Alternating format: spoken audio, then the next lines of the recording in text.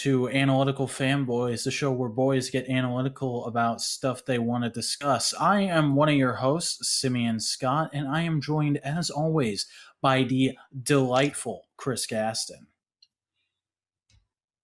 I'm full of water. I think most of us are, generally speaking. Full of water. Yeah, you're full of water. Today we are talking about a YouTube series produced by the channel Bon Appetea. It is called It's Alive with Brad Leone, which is basically a YouTube cooking show with a New Jersey-ass motherfucker. He is one of the most New England-ass motherfuckers in the world. Okay, that's what it was. I was trying to place his accent, and the only thing I could get to was New Jersey. But yeah, it's definitely New England with like a hint of stoner. Because he, if I remember right, I think there's actually a later episode where I think he describes it growing up more upstate New York. Which upstate New York is still pretty like rural. So. Yeah, and we're only talking about episodes contained within season 1, though I did watch a bit of season 2 before going for this because, hey, this is my first time watching the show, so I'll just jump into my thoughts a little bit. It's not bad. It's nice, really easy YouTube viewing, very quick, very snappy, got some nice editing to it, and yeah, it makes for good casual viewing while you're editing and stuff like that.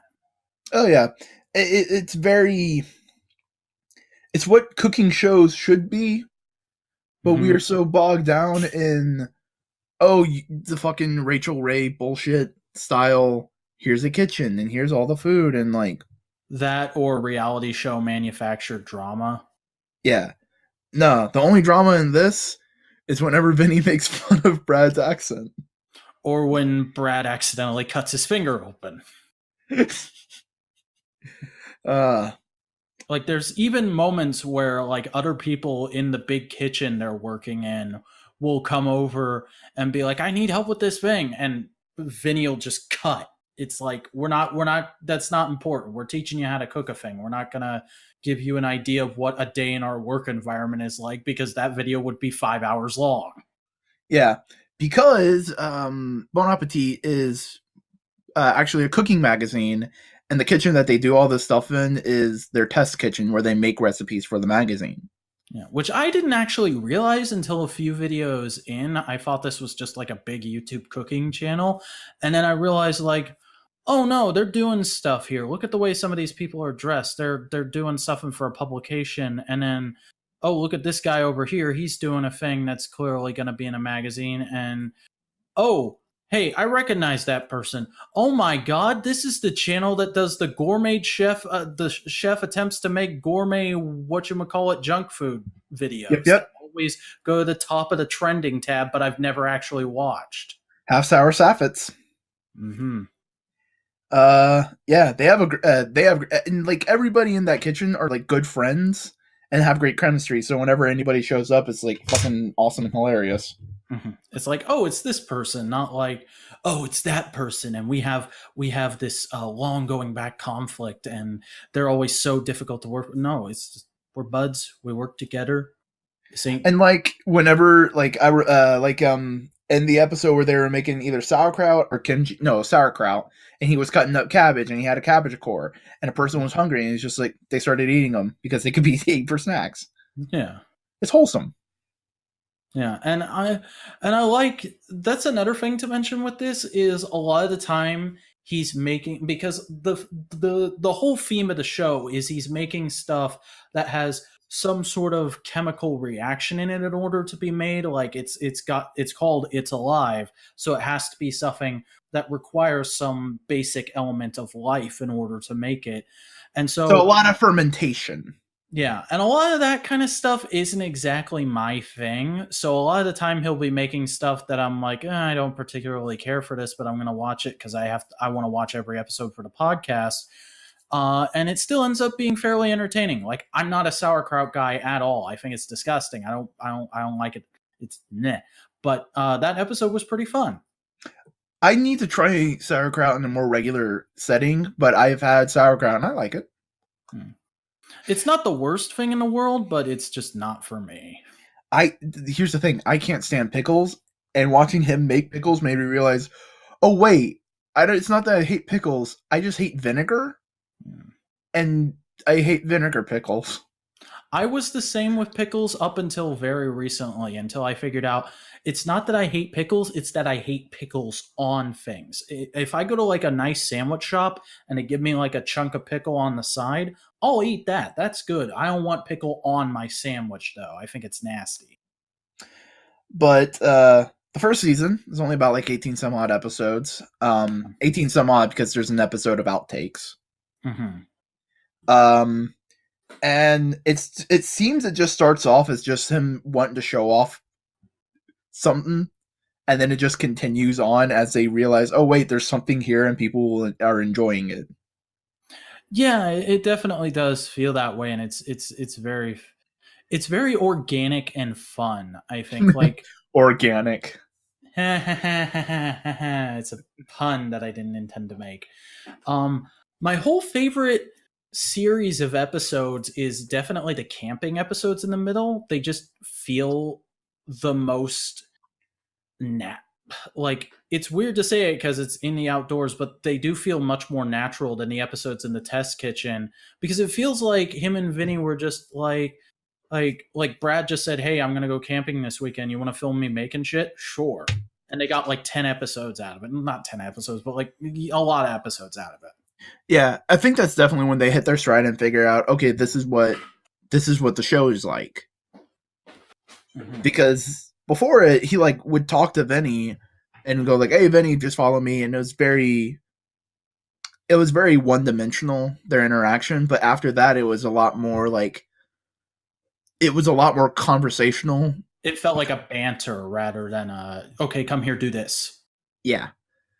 Um, because I think it took that just to get themselves comfortable with, okay, you can talk to me, I can't talk to you, but me moving my camera or edits after the fact or how I'm going to conversate with you.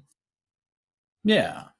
And I think it's like that's another thing about the camping episodes is it lets them focus more on each other and on the actual dish. Being in that test kitchen, I I can't speak to those guys because they seemed perfectly comfortable, but for me, I know that would be nerve wracking having like four other people cooking stuff all around me and I'm making a thing and I'm also trying to perform for a camera. That's that sounds like a challenge, especially to somebody who still after like what I've been on YouTube for like 6 or 7 years now. I'm still not entirely comfortable in front of a camera or mic. I still will like I'll do that. You pull a Brad. Yeah. Um, but yeah, and as a person who religiously follows the series, every time an episode is uploaded, I watch it immediately. Nice. I just really enjoy it because it's just fun. They do get more comfortable with everybody just being there, uh, and like people start making jokes about episodes that just are taking like a long time because a future episode he makes miso. Do you know what Hmm. miso is? Is it? I think it's a Japanese thing, isn't it? Yeah, it's fermented soybean paste Huh. that typically is used in soup. It's good soup, Yeah, I was gonna say I've heard of miso soup. I know that. but you can use it for a lot of other things, just as like marinade, bullshit, stuff like that. Hmm. But it takes 2 goddamn years. Really? Yeah, to make a properly fermented miso, it takes 2 years. And so as time goes on, people started going like, "Oh yeah, Brad, when's the miso episode coming out?" And it's just like it's coming, and it becomes a running joke. And I thought and there's like other running jokes that I thought appeared more often in season one, but no, they happen more later. Garlic. Yeah, the garlic thing where he's like, well, it does this and that's what makes it so healthy, I believe. And then he says that again a few episodes later, and Vinny cuts back to it. Yeah, it eventually gets to the point where he has like 4 different versions of that one thing he says, and and then he layers it all together, and it's So just like verbatim. Brad just goes da da da da da da da da da da da da. I believe, and they all line up. It's perfect. nice. That's wonderful. But it's like little things like that. That's fun. Um, Whenever like Brad says rock and roll, his little goofy teacher figure just has like a guitar. It's great. Yeah, the stuff he does with the little avatars and whatnot is fun. There's a lot of such great like quick edits that it's really helped me because like I'm working on a video right now that relies so much on me putting in bullshit jokes in the editing, and like a lot of the stuff I'm doing now is just me seeing Vinny doing something and going like, oh, I could do something kind of like that. That would be my own thing, but would still be funny. Um, like one of the most I didn't see it coming and it knocked me on my ass gags is when Brad's like chopping something and then he turns around and everybody's heads turns to his head. Yeah.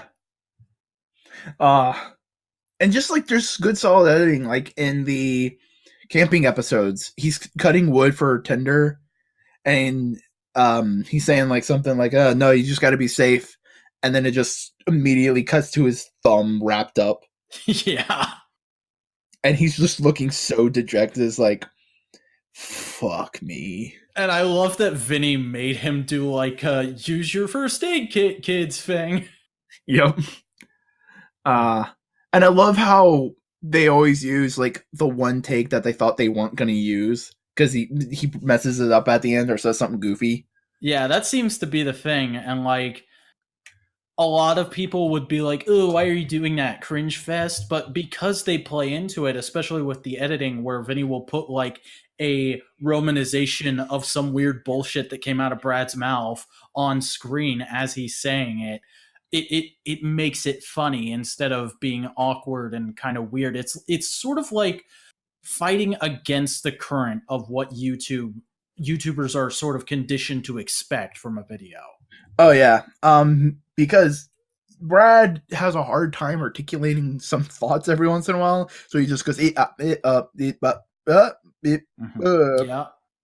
and they will write out every single one of them. And Sometime. it's really impressive because like I said, I'm doing a video right now where I'm trying to do jokes sort of in the same vein, and like I was watching some of these episodes back tonight after I'm about 3/4 of the way through this video, and I'm watching some of these little edits he's done that are way more complicated than anything I've done in this video, and I'm like, holy crap, doing something that's like half as complicated as that took me almost 30 minutes. How long did that take you? Yeah. Especially because I'm sure since this is a channel owned by a company, these videos probably had to be out at a certain time every week. I think they got a little bit of leeway, especially now, because I don't think it's weekly. I think it may be like bi-weekly. Or whenever a fermented project finishes. Yeah, because fermenting takes a while, y'all. Fermentation station. Choo-choo. And like the litany of sound gags too is just fun.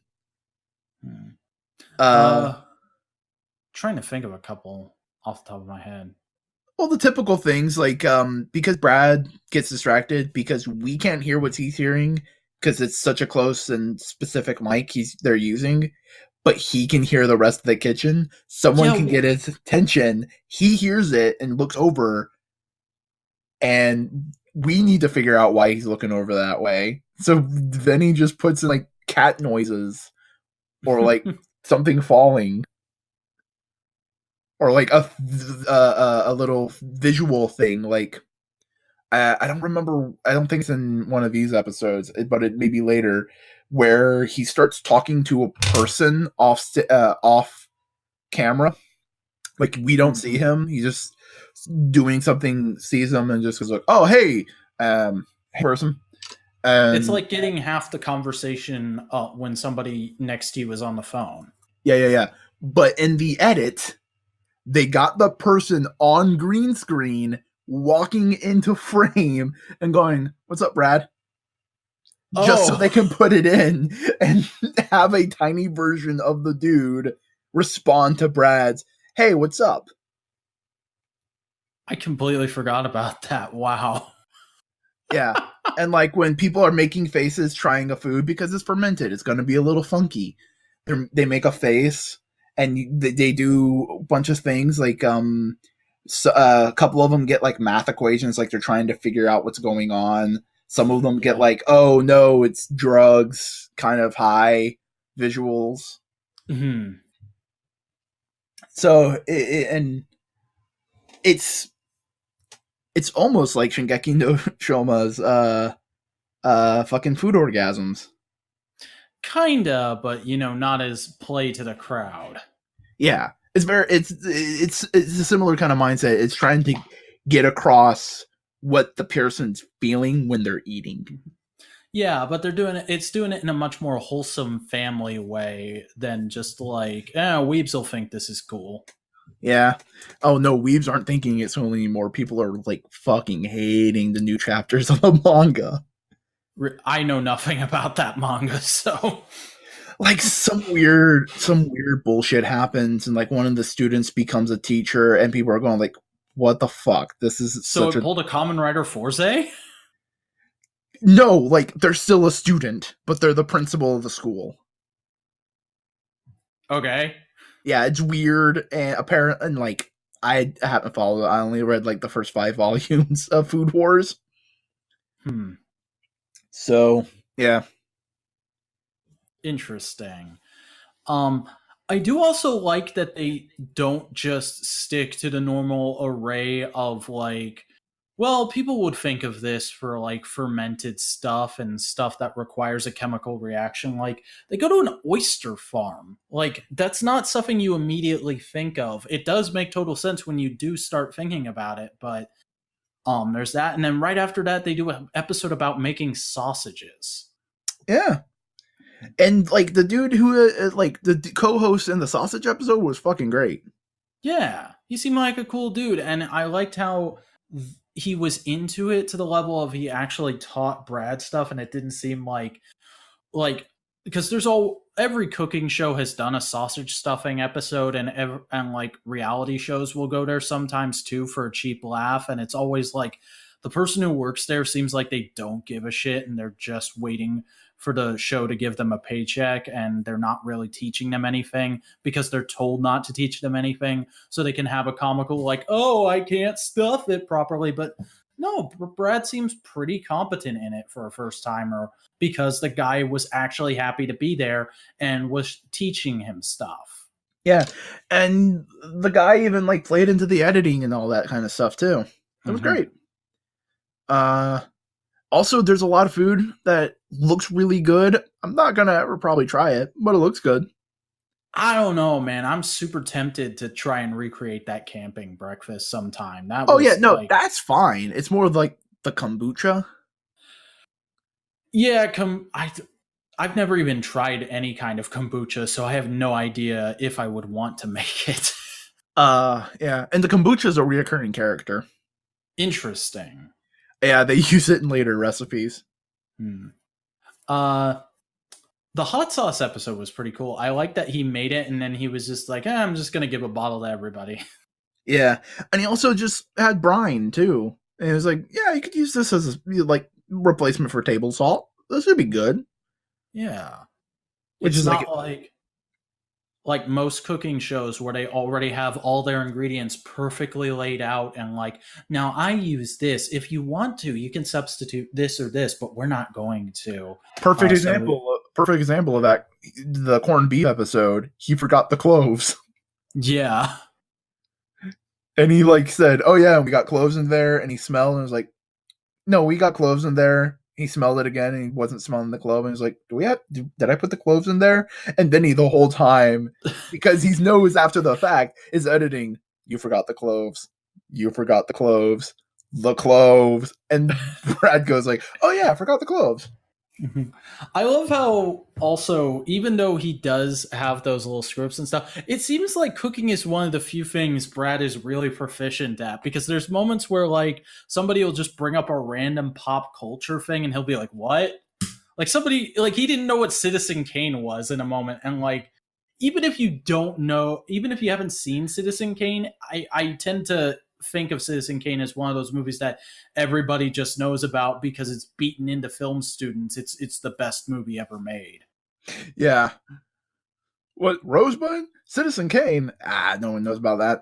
And it's just like, you dummy. It's great. Yeah, that's kind of Brad in a nutshell. Adorable dummy. Oh yeah. And he's a father too, and that just kind of like goes, oh He yeah, is okay. yeah. Um because again, later episode that he did with Binging with Babish. If you've seen, you may not have seen one of his videos, but you may have seen like a thumbnail on the trending page. I don't think so, but like I wasn't on the lookout for it back then, obviously. Binging with Babish is another cooking channel, dude, but he just makes food from movies, TVs, films, all that kind Oh of no stuff. no no! I know who binging with Babish is. I thought you were saying that video of them crossing over Oh at no, the okay. trending page. But basically they crossed over like once or twice because Babish lives in New York, where Bon Appetea is. Cool. And they were making like barbecue sauce. And they were using some of the miso. And Brad brings out the miso and goes like, "Oh yeah, it's 2 years old." And Babish just looks at him and goes like, "That's older than your child." And Brad just goes like, "Yeah, it's older than one of them." But he gives like everybody. Brad gives everybody nicknames. Like Babish is Babby. Hmm. He's I mean, Babby. obviously, Vinny is not Vinny's real name, but No, it's they rarely Vincenzo. ever. It's Vincenzo. Vincenzo. Hey, Wow. Vincenzo. No, it's Vincent. Vinny's name is Vincent. Oh, okay. That's what I thought. But then you said Vincenzo, and I was like, seriously? No, Vincenzo. Brad calls him Vincenzo. Hey, Vincenzo, come over here. Oh yeah, I think that happened once or twice. But a lot of the stuff is just cool. It's just interesting, and it's also like how to work around. The best way to put it is how to make food that doesn't go rotten, make it go rotten. Mm-hmm. Like, because typically you can't make cultured butter in a regular kitchen. And it goes like, okay, this is, you put this and this together, and now it has bacteria enough that you can make it cultured. Yeah. Or Which is like like, the again, going back to the camping episodes, it felt very real in a way that most camping episodes of cooking shows don't. It felt very much like a, no, you can do this. This is pretty easy. It's just going to be a bit of work, but it's going to be worth it. oh yeah, and like even the mushroom stuff, because they went foraging for some mushrooms. Yeah, I forgot about that. With a big warning sign: know what the fuck you're doing before you eat wild mushrooms. Yeah. Uh, but just a bunch of, he's a fun loving guy who likes rotting food. And I mean, who doesn't? Yeah, but he does a bunch of cool stuff, bunch of wild, wacky stuff. Mm-hmm. I know in season 2 he makes chocolate. I watched those episodes. Yeah. Chocolate, with the little puppy, Yeah, the tiniest pupper ever. the goodest good boy. Mm-hmm. Um, I don't know. There doesn't seem to be much else to say. It's a pretty quick little episode. Yeah, but There's not a lot of meat. There's not a lot of meat here. It's just well, kind of he like, didn't this cook is a much really meat. cool thing. He didn't cook much meat. He only made corned beef. I know. But I mean, like, discussing the content, the media itself, there's not much meat there. It's very much just like, this is a cool little thing to just sort of hang back and watch and get a feel for what it's like to cook some of these more complicated dishes, and just do stuff that the ordinary like household chef isn't going to get to do, but it's interesting to see what it's like. Oh yeah, and the editing's on point. Mhm. Another thing I forgot to mention about Vinny's editing is it reminded me very much of Vangelis's subtitles, Oh yeah. where it's like I don't always pay attention to them, but I more so am paying attention to the actual person that's on screen. But every once in a while, I'll look down and there will be something fucking amazing going on down there. Oh yeah. Vinny's. I don't think Vinny's the editor. I think he's just a camera guy. I think they have a third editor that's not a Really? character. I'm not sure. Well, whoever the editor is, hats off to you, sir, or madam. Yeah, but I think because I've watched these videos like several times because they're like one of those like I don't have anything I want to watch, but I want to watch something. I'm gonna watch It's Alive. Kind of shows. That's what I do. And going through a second and third time because you've already seen the episode, you're paying more attention to the edits and you're laughing more because like stuff on the chalkboard, he's listing off ingredients and he goes like, you can use a tablespoon or a teaspoon or tablespoon, and he just crosses off each single time. It's like, God damn it, Brad. God damn it, Brad. Fuck you, Brad. I love it when he'll just get to be like, just a bit of this, and a bit of that, and a bit of that. Season everything. Season you, Vinny. Yeah. It's just it's very playful, which food needs to be. Food needs to be fun. Yeah. Play with your food. But don't like play with your food. Just play with it. Yeah. Play with your food. Put on Hamlet. Kill the king. Bring a ghost. Is this a thing? Is this a joke I'm not aware of? I don't know. I don't know Shakespeare. I don't know anything about him except that he liked to Shakespeare's a lot. And Romeo and Juliet, he made that. I know that. I know people like that a lot. I know there's definite. I'm not really sure where to go with this gag. So how about we move on to fucked up fruit facts with Chris? Well, you know, when you're cooking garlic, you should probably crush it beforehand because there's two chemicals inside that mix like a two-part epoxy and creates a thing called Allison. No, finish. You finish, motherfucker. Which can act like medicine, I believe. Oh, good lord. I had to. I had to. I know you had to. I'm just like, goddamn. All right. It's got a good laugh out of you. Let's go ahead and find out what we're talking about a thing next time. Let's find out what that's going to be. Next time on Analytical Fanboys, we'll be talking about. Hell yeah! It's my turn. We're talking about Love is Dead, the album by the band Churches. It's their most recent album. Churches is kind of a mainstream band and kind of not. They're probably my favorite currently together band. And I love their stuff. I think Love is Dead is probably their best, most cohesive album. And it's got some stuff in it that really hits me in a place. And also I just really like synth music. So should be interesting, especially because I know Chris hasn't listened to a whole lot of Churches. I've listened to some Churches, but it's Churches. Yeah. It's one of those bands that I go like, I probably like their shit, but I can put off listening to them because I have other shit I want to listen to. Yeah, and I get that because, like I said, they are kind of a mainstream band, so they'll probably always be there, but it's not... It's like, I'm also not huge into indie darlings like you are. And for a while, Churches were indie darlings. Yeah, it's just they sort of blew up in recent years, like right before they released their second album. By the way, this is their third album. The first album is pretty solid. Second album is really good. I just think like this one is probably the most thematically cohesive and is the best as an album. trying to remember what some of the critics I follow said about it. I think they liked it.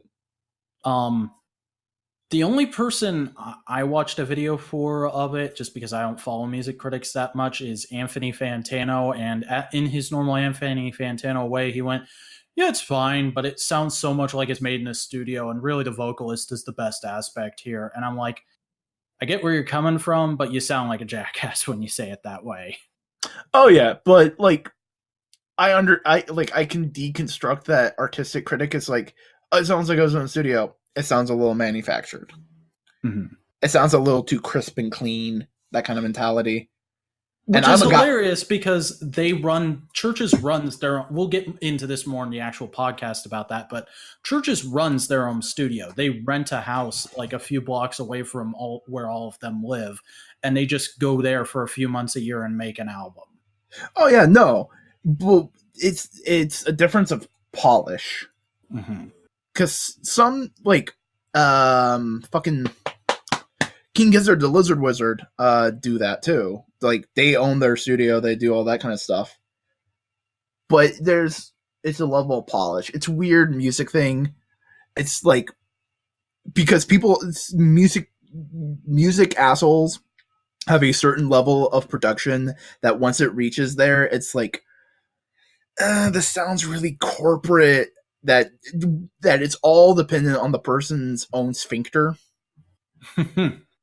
You got to figure it out, and I have a big tolerance for that kind of bullshit. But some fucking assholes don't. So I don't think I care again, we're getting way too much into stuff we're going to do in that podcast, but basically, I don't think I care at all, and it kind of takes somebody pointing out to me to notice that it's there. yeah. Anyways, I think that's going to do it for this episode. So, Chris, why don't you tell people where they can find what you do on the internet?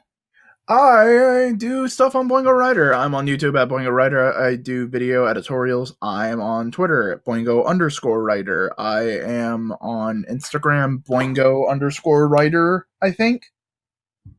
Let me check. I am checking. Check. Yeah, Boingo_Writer. I have a selfie with Alistair Black. I am proud of that. That's all you really need. I mean, I got a selfie with Becky Lynch from before she became the man, and I'm like still astonished by that. And I have a Discord server that you can join and be my friend. Yay! Yeah. Guarantees of friendship are not guaranteed. Oh dear. Yeah, that's it. All right. I am Simeon Scott. I make various videos and things. You can find all those projects by going to thatsimeonscott.com. I'm the Vacuuminator. I'm fucking Ranger T. I'm Mr. Try. I'm all sorts of varying personalities that make videos on the internet. Hey, I just announced I'm gonna be getting back to making new shit in April of this year, and I've already got a bunch of re-uploads of old shit scheduled until then, because I found a bunch of old stuff on a hard drive that made me go, oh wow, this is cringy as fuck. It has to go back up. If you like that, you can go ahead and drop me some money on Patreon. That's patreon.com/thevacuuminator. Hey, $5, you can get into my Discord server. That's right, I got a paywall, baby. And if you just want to hang out and talk to me, follow me on Twitter at Simeon Scott or on Instagram at Simeon Scott. And yeah, I think that's it. So, hey, Analytical Fanboys is a production of Modular Media. We are a free C, which is You're gonna have to fucking memorize it eventually. I know, I just forgot to this week. Please say it. I can't remember. The last one's cooperative. It's a creative suffing of. It's a collaborative suffing of creators. Collaborative co-op of creators. Cooperation. Co-op. Yeah, co-op. Okay. It's a collaborative cooperation of creators. There. See, we got it. It's not that hard. It's totally not the worst thing ever. Why did we come up with that? And hey, you can subscribe to our channel and you'll get all the Analytical Fanboys podcasts as they come out. If you want to listen to it on the go and you don't have a YouTube premium subscription, because with all the shit that's going on right now, why would anybody give YouTube money? You can go to a link in our video description to download an MP3 from Google Drive. You can follow us on Twitter at the Modular Media, and you can subscribe to our subreddit, which is r/Modular Media. We talk about the shows and do all kinds of fun bullshit, promote each other stuff on there, and it's a pretty cool time. And I think that's going to do it for us. So we will see you next time on Analytical Fanboys when we will be discussing Love is Dead by Churches. Till then, Javerches. Churches indeed. Until then, this is Simeon Scott. I am me. And we will we'll see you next time, Vinny. Get some water, Vinny. Yeah, get some of that water. Water. Water. Water. Water. Water. Water. Water. Water. Water. Water. Water. Water. Water. Water.